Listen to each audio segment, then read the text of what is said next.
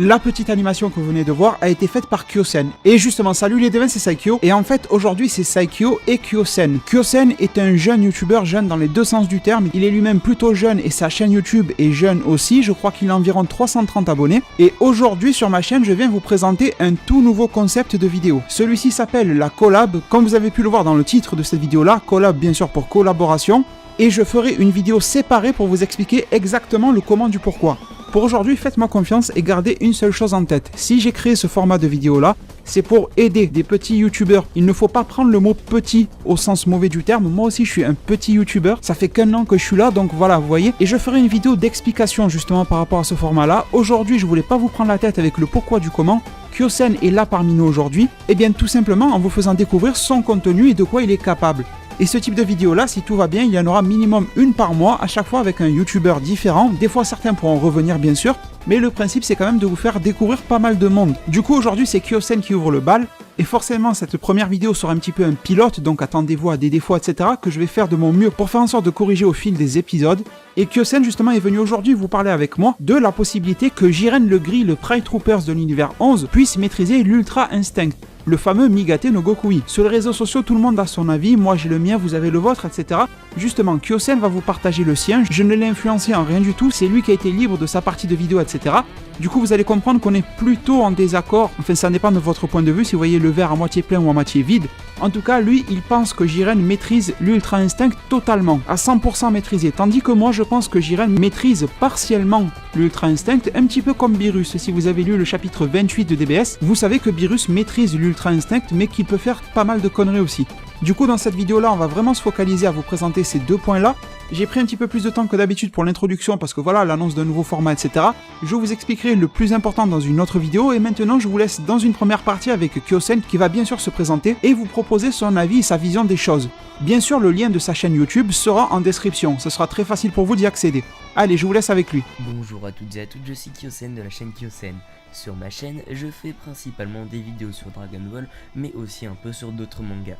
Le montage est alterné une semaine sur deux entre moi et mon monteur Motom. J'ai bien conscience que c'est une présentation un peu brève de ma chaîne, mais je vais vous laisser tout de suite avec la vidéo. C'est parti. Comme l'avait dit Saikyo un peu plus tôt dans la vidéo, je vais désormais vous partager mon avis et mes arguments sur le fait que Jiren puisse maîtriser le Migate no Gokui, ou plus communément appelé l'Ultra Instinct. C'est parti. Pour parler de Jiren Ultra Instinct, nous allons devoir nous pencher sur le premier coup de pied que lance Goku après sa transformation en Ultra Instinct. Comme nous pouvons le constater, juste après cette transformation, Goku est devenu beaucoup plus rapide, à un tel point que même Toppo et Dispo n'ont pas pu le voir partir. Mais ce qui va nous intéresser sur ce plan là est que Jiren non plus n'a pas vu Son Goku partir. Effectivement, alors que Jiren est en train d'esquiver le coup de pied de Goku, on peut remarquer que Jiren continue à regarder l'emplacement initial de Son Goku. Avec les informations qui nous ont été données sur le Migate no Gokui, nous pourrons facilement déduire que ce sont les membres de Jiren qui ont bougé instinctivement, ce qui prouve au moins que le stade de l'Ultra Instinct n'est pas inconnu à Jiren. Ce qui me permet aussi d'affirmer que le stade de l'Ultra Instinct n'est pas inconnu à Jiren et que généralement après une transformation subite de Son Goku, les personnages en face de lui ont souvent des réactions comme « mais quelle incroyable puissance,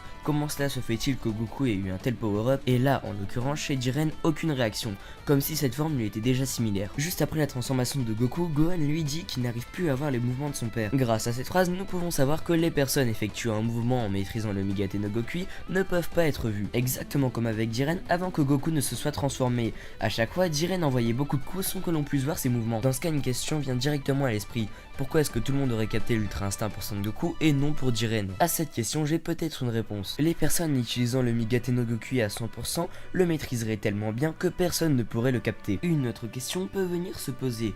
Comment Jiren a-t-il fait pour acquérir l'Ultra Instinct? C'est très simple, Goku lui a réussi à acquérir l'Ultra Instinct grâce au Genki-Dama. Il a brisé la coquille qui empêchait le véritable potentiel de Goku de ressortir. La première fois que l'on a vu Jiren dans un épisode, il était sur une montagne en train de méditer. Peut-être que la méditation lui permettrait de stocker énormément d'énergie, et à force de cumuler cette énergie, elle aurait elle aussi brisé la coquille de Jiren, ce qui lui a permis d'atteindre l'Ultra Instinct. Bien entendu, la force de Jiren n'est pas que tirée de l'Ultra Instinct. Jiren est un monstre de puissance et a une puissance brute incroyable. Nous pouvons notamment constater que la méditation nous a beaucoup été introduite dans Dragon Ball Z, ou bien même encore le power-up de Golden Freezer après sa méditation en enfer, si on peut l'appeler comme ça. Elle avait un nom mais je ne me souviens plus de comment elle s'appelle.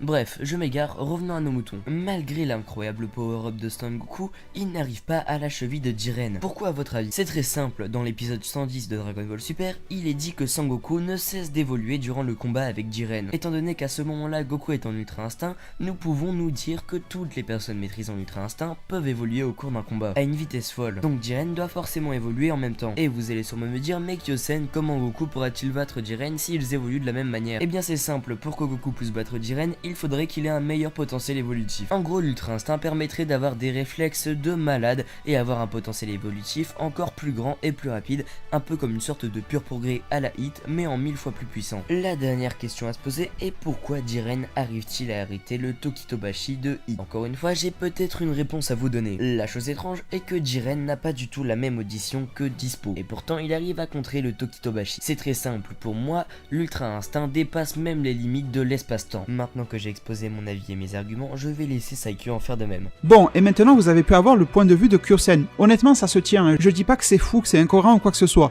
Mais disons que j'essaie d'être un petit peu plus modéré qu'il peut l'être, mais en tout cas sachez bien une chose, c'est pas parce que lui il pense une chose et que moi j'en pense une autre, qu'on est en train de devenir des politiciens. Le but c'est pas de voter pour qui a raison ou a tort.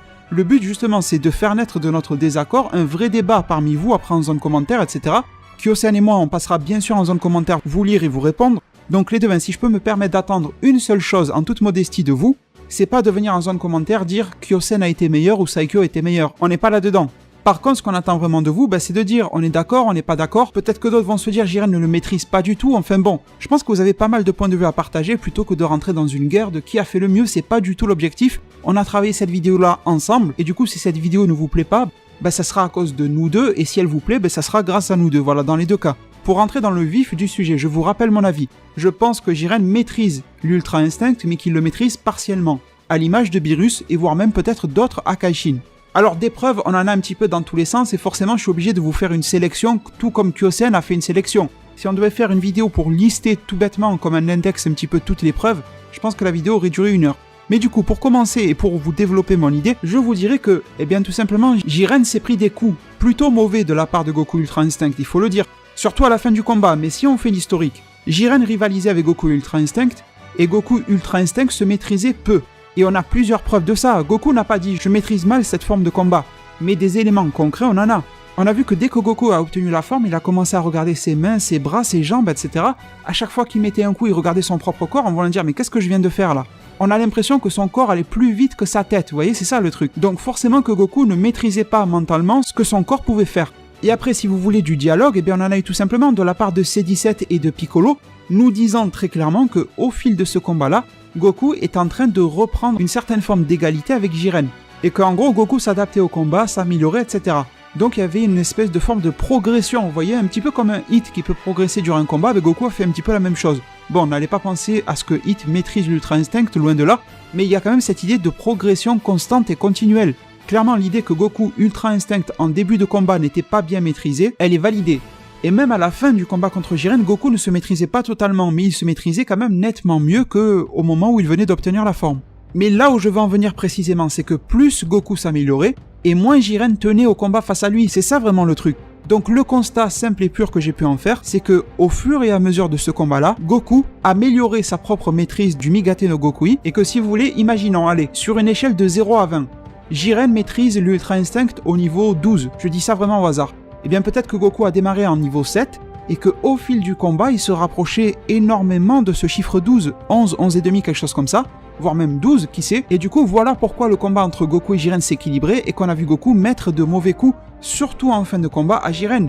N'oubliez pas le coup de genou, la vague de ki, comment ça peut passer ce type d'attaque-là si Jiren maîtrise totalement son Ultra Instinct en sachant qu'il possède une énorme quantité de ki. Normalement, si vous associez les deux, quantité de ki qui peut même faire trembler des Akaishin, avec une maîtrise parfaite de l'Ultra Instinct, normalement Jiren n'aurait pas dû se prendre un seul coup.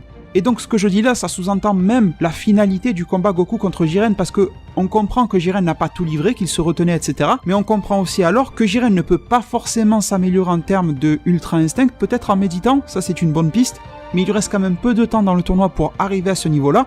Mais que Goku, lui, c'est juste de la maîtrise, c'est pas de l'amélioration. Du coup, lui, Goku, quand il va retrouver cette forme-là, il l'aura sûrement d'une manière beaucoup plus maîtrisée qui risque de causer d'énormes problèmes à Jiren. Au final, faudra bien le battre, ce Jiren, on est bien d'accord. Mais du coup, oui, vous aurez bien raison, n'oublions pas que le dernier coup ultime de Goku n'a pas fonctionné sur Jiren.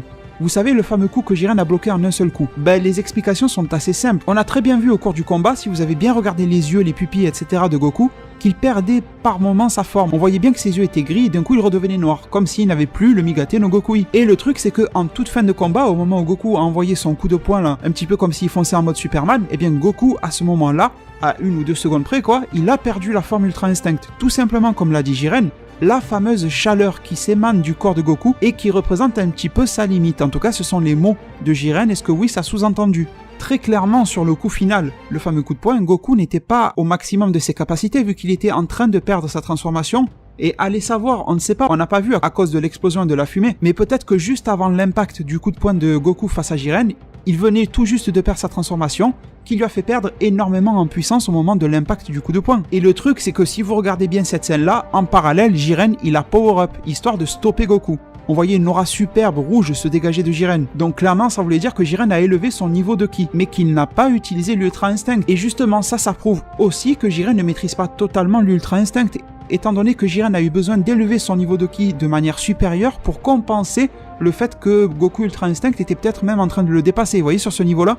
Et ça, c'est aussi la base de mon idée, comme quoi la surpuissance, la surquantité de ki, l'overdose, j'ai envie de dire de ki, de Jiren lui permet de compenser justement le fait qu'il ne maîtrise pas forcément totalement l'Ultra Instinct. Et du coup, pour en conclure sur cette idée-là que Jiren maîtrise partiellement, je vais vous donner un petit peu, allez, on va dire ma petite prédiction comme ça, de ce que pourrait donner la suite du combat Goku versus Jiren. On devrait avoir une finalité dans laquelle Goku maîtrisera totalement, enfin vous m'avez compris, s'il le maîtrise à 90-95%, on va dire que c'est maîtrisé totalement, le fameux Ultra Instinct, mais que Goku aura tout de même un niveau de ki inférieur à Jiren, sous-entendant aussi une puissance inférieure.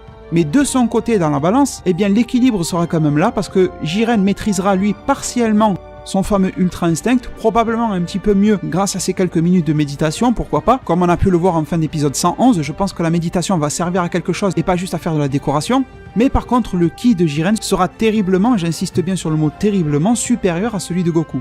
Et du coup, qu'est-ce qu'on sait après en termes de puissance de Jiren? Eh bien, tout simplement qu'il est considéré d'après le site officiel de l'auto-animation, la fameuse biographie, qu'il est de niveau Akaishin. Mais on ne nous parle pas de niveau supérieur. Donc le truc c'est de savoir de quel niveau, du niveau de quel Akaishin est-il. En tout cas, on peut être sûr qu'il est plus fort que Vermoud lui-même. Ça a été dit dans le chapitre 29 de Dragon Ball Super, la version manga papier là. Toppo lui-même dit que Jiren est plus fort que Vermoud. Alors, les mots de Toppo peuvent être remis en cause, mais on a déjà un bel indice. Et je pense pas que Toppo s'est amusé à raconter des conneries. Donc déjà, on peut classer Jiren au-dessus de Vermoud. Mais être au-dessus de Vermoud ne veut pas dire être plus puissant que tous les Akaishin.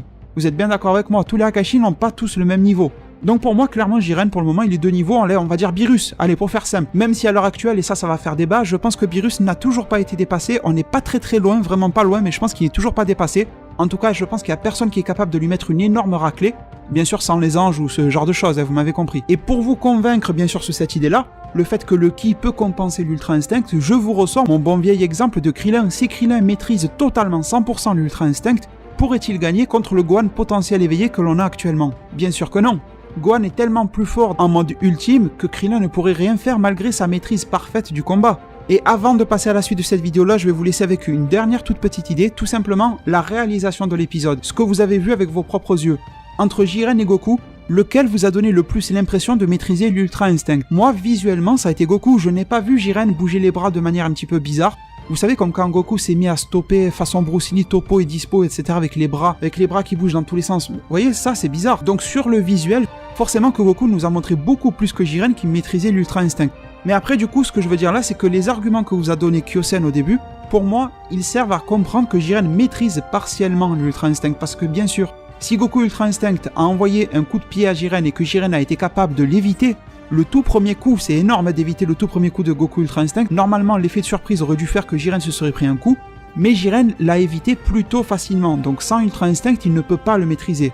Mais bon, avec tous les arguments que je vous ai dit, vous voyez que la balance des pour et des contre est assez remplie, et c'est pour ça que je reste sur une maîtrise partielle. Et bien sûr, les devins, on ne pouvait pas finir cette vidéo sans vous parler de la possibilité que Jiren ne maîtrise pas ce mode de combat là, mais vous avez bien compris que aussi bien Kyosen et moi, nous ne sommes pas très chauds là-dessus. On pense qu'il y a bien un minimum de maîtrise de l'Ultra Instinct chez Jiren, forcément. Mais surtout, je vous laisse avec Kyosen pour vous en dire 2-3 mots sur ça.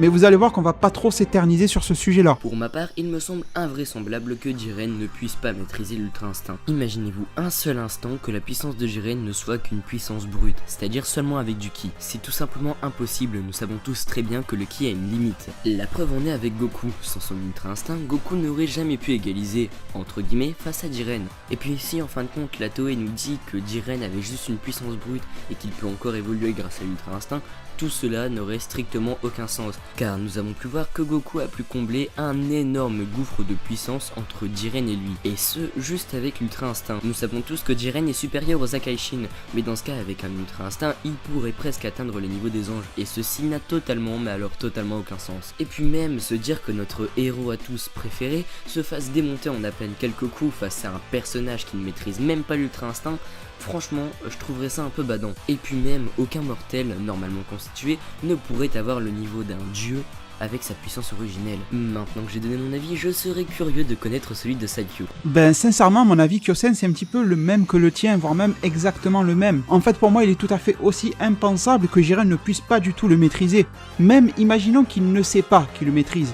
Parce qu'à force de s'entraîner avec son ange ou son dieu ou n'importe quoi, il a assimilé ce mode de combat sans se rendre compte, sans qu'on lui dise regarde ça c'est le Migate no Gokui. Allez, pourquoi pas si vous voulez, mais d'une manière ou d'une autre, cette technique là il l'a forcément intégrée. Si vous écoutez la première partie de vidéo, là où Kyosen vous expliquait pourquoi selon lui Jiren le maîtrise totalement, je pense que les éléments sont assez concrets pour comprendre que Jiren ne peut pas ne pas le maîtriser du tout, vous voyez. Et en plus comme il vient de le dire aussi, ça voudrait dire que Jiren compense tout uniquement par son ki. Alors ça serait classe sur certains types de personnages, mais sur un mortel comme Jiren, ça serait surtout incohérent. Sachant que la volonté de Toriyama est bien de trouver des choses un petit peu originales, c'est-à-dire que regardez, on a cassé le rythme des transformations Saiyajin 1, 2, 3, on ne nous a pas proposé de 4, 5, 6 dans Dragon Ball Super. On est passé sur du Gold, du Blue, là ce n'est même plus une transformation, c'est un mode de combat, le Migate no Gokui, que même Beerus contrôle, c'est pas une transformation Saiyan. Mais de l'autre côté, si on se retrouve avec un ennemi, enfin un adversaire plutôt, qui se base uniquement sur sa quantité de ki, ben quelle est la nouveauté là-dedans, vous voyez? Donc je pense qu'il faut que lui aussi maîtrise une méthode de combat similaire, voire même exactement la même que le Migate no Gokui. Donc les devins, vous avez entendu tout ce qu'on avait à dire sur ce sujet-là. On avait envie de vous laisser avec un petit débat, on va dire, un espèce de petit sondage pour voir ce que la communauté peut penser justement du combat Jiren contre un ange, et en particulier contre Whis et Vados. Ce sont les deux anges que l'on connaît le plus en termes de force de combat, en termes d'aptitude, de capacité, etc. En tout cas pour moi il est très clair, et je vais même pas m'éterniser sur ça, je vais juste vous donner mon avis, que Whis ou Vados peut mettre une raclée à Jiren, mais simplement avec un doigt. Allez, si je dois vous donner un argument, un seul, rappelez-vous des fois où Whis et Vados arrivent à foutre KO, complètement KO, Beerus et Champa. Et Whis et Vados n'ont pas forcé pour arriver à faire ça. Et des exemples de ce type-là, j'en ai des tonnes. Mais je pense que c'est quand même assez flagrant que Jiren est très loin du niveau de ces deux anges. En tout cas, pour les autres anges, je peux pas trop me prononcer, mais je pense que tous les anges peuvent mettre une raclée à Jiren. Du coup, on va voir ce que Kyosen peut en penser. Et vous aussi, venez nous dire en zone commentaire ce que vous pensez de tout ça. Je suis parfaitement, mais alors parfaitement d'accord avec toi, Saikyo. Jiren n'a clairement pas le niveau d'un ange. Pour affirmer cela, il y a tout d'abord 3 points que j'aimerais aborder. Si on prend la théorie que le Daishinkan a créé les anges de toutes pièces, dans ce cas, les anges ont forcément dû être initiés à l'ultra instinct depuis leur plus jeune âge. D'ailleurs, notamment dans Dragon Ball Super, nous avons pu constater que les anges pouvaient progresser. Par exemple, à un certain moment, Whis a dit que désormais il s'était entraîné et qu'il était devenu plus puissant que Vados. Alors même si un ange peut progresser et perfectionner au maximum l'ultra instinct, un mortel aura beaucoup plus de mal et surtout ne sera jamais au même niveau qu'un ange. Peut-être qu'à la rigueur, un ange pourrait enseigner ça à un mortel, mais cela prendrait des millions d'années. Et pour ça, il faudrait qu'il ait l'immortalité, à part certaines espèces qui peuvent vivre beaucoup, mais alors beaucoup de temps. Deuxièmement, pour que Jiren ait le niveau d'un ange, il faudrait que de base, il ait une puissance incommensurable. Le seul moyen pour que Jiren puisse égaler un ange serait qu'il ait été créé d'une certaine manière par un Kaioshin. Et pour ma part, je ne pense pas qu'un Kaioshin puisse avoir le même niveau de création que le Daishinkan. La troisième chose qui me permet de dire, mais alors là j'en suis sûr que Jiren n'a pas le niveau d'un ange, c'est tout simplement que les anges n'ont pas réagi. Ils ont juste été choqués qu'un mortel puisse avoir une telle puissance, mais pas choqués qu'ils puissent avoir leur puissance. Eh bien les devins, nous voici à la fin de cette vidéo là. J'espère que ce nouveau format vous aura plu. N'oubliez pas que je vais faire une vidéo justement d'explication pour savoir comment faire pour pouvoir participer à ce type de vidéo là avec moi. Et pour vous expliquer aussi pourquoi, ce qui a pu me motiver à me lancer là-dedans. Écoutez, si ce qu'a dit Kyosen vous a bien plu, n'hésitez pas à faire un tour sur sa chaîne. N'hésitez pas à naviguer un petit peu les vidéos qu'il fait, etc. Et bien sûr à vous abonner et à le soutenir si ça vous dit. Si ce type d'initiative de ma part sur YouTube vous plaît, n'hésitez pas à me le faire savoir en mettant un maximum de likes à cette vidéo là. Venez nous partager tous vos avis en zone commentaire, on sera là pour vous lire et vous répondre un maximum. Merci beaucoup à toi Kyosen d'avoir été là aujourd'hui. Sur cette fin de vidéo, je voulais remercier Saikyo de m'avoir invité sur sa chaîne. Ça a été un plaisir de tourner et réaliser cette vidéo avec lui. Je tiens aussi à vous remercier, vous les devins, comme Saikyo vous appelle, d'avoir cliqué sur cette vidéo. Et puis surtout, n'oubliez pas les devins, prenez soin de votre futur, le meilleur moyen est de vous abonner à sa chaîne. Et à plus pour les prochains arts divinatoires.